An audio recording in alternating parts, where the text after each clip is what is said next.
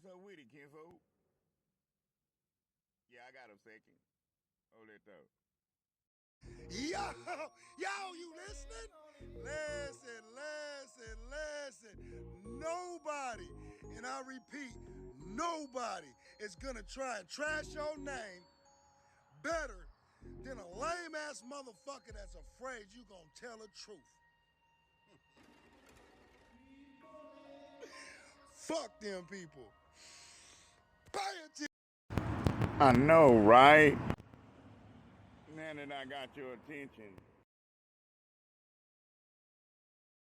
and you're right, you don't always get what you want romantically.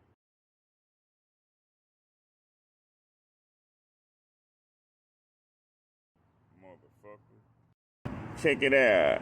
Like I dog on me, that motherfucker Kathy, she failed to realize that I already know a lot of shit, such as every synagogue slash church that is called the cathedral is actually the spiritual body of Kathy Jean McGinnis.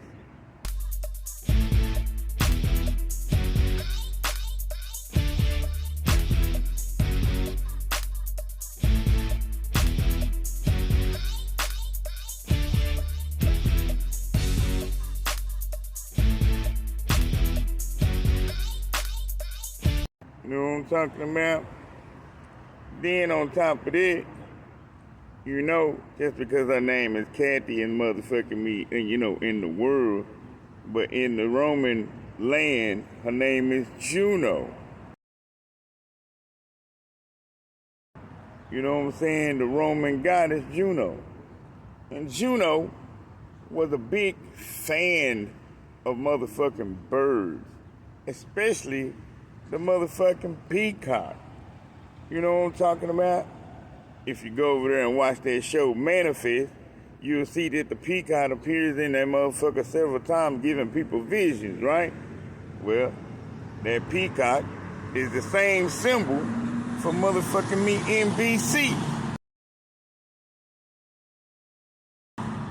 which is basically Channel 5 in Texas. I'm not sure what it is up in Chicago, but it's definitely Channel 5 in Texas.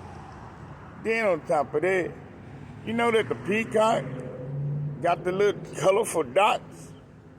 The same dots that's in the Kundalini motherfucking awakening. That's some fucked up shit right there. Then on top of that, check this out. It's a whole motherfucking show called Once Upon a Time, right? You know what I'm saying? It's almost a show with like storybook characters and shit like that, right? Where there's this evil queen who really is Kathy. And like telling her motherfucking story of how she did everything. See, people fail to realize in this world that we in right now, it really ain't the planet Earth the way that we think it is. In the show Once Upon a Time, the evil queen, check this out, put everybody to sleep and changed their character into real life fucking stories, such as Snow White and Prince Charming.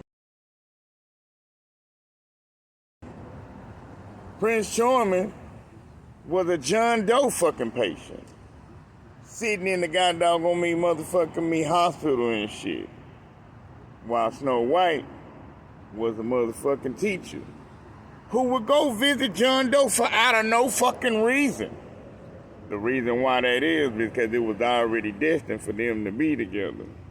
They just had to wake up and really see the truth. They had to wake up from the witch's evil motherfucking spell. You know what I'm talking about? I told you, Kathy is a writer, right? But a lot of people don't know that. Because most of her things, or most of her writings, are basically online. As far as people know of. But At the same time, she's the writer of the Bible. But not only is she a writer of the Bible, she felt that she could do it over here in what we call the United States. See, in the natural, this is the US of A. But in the spirit, it's a total different story. Check this out. Because we're in the USA, Kathy is the writer of the Bible, and what she does is exactly what's being stated here. And let's read it together. That question has no simple answer because the laws in different places vary.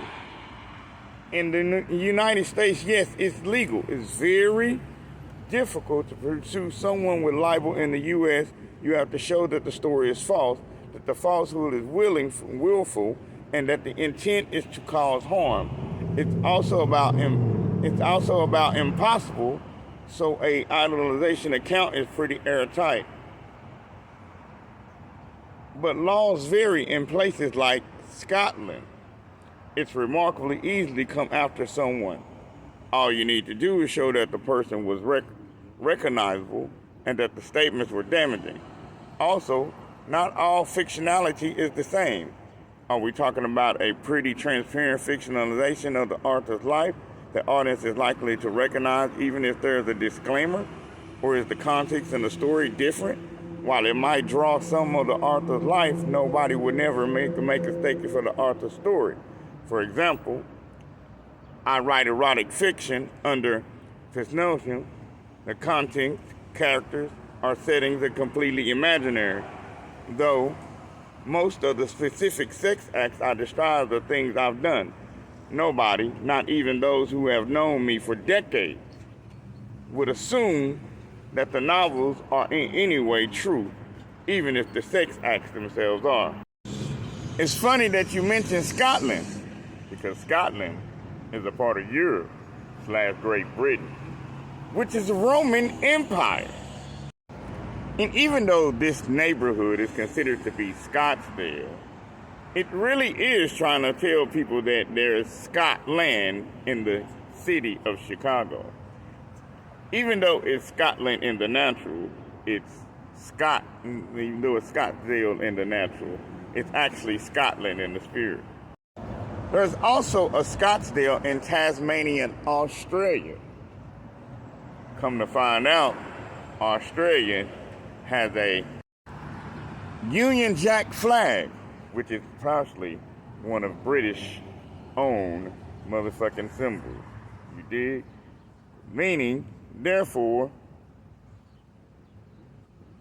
hey, you're a part of Great Britain. So what exactly did you do, Kathy?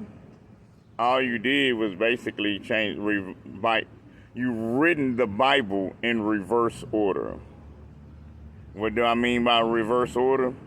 It means that everybody's been reading the book from Genesis to Revelations when they should have been reading it from Revelation to Genesis. You understand? All you did was just misplace all the books in it and didn't put it in order to fuck it up. So with that being said, you can try to slander my name all day. I'm going to continue to tell them the truth. And this is all you, Kathy. Point motherfucking 9. Flip that shit upside down. You got your favorite number. 6, bitch.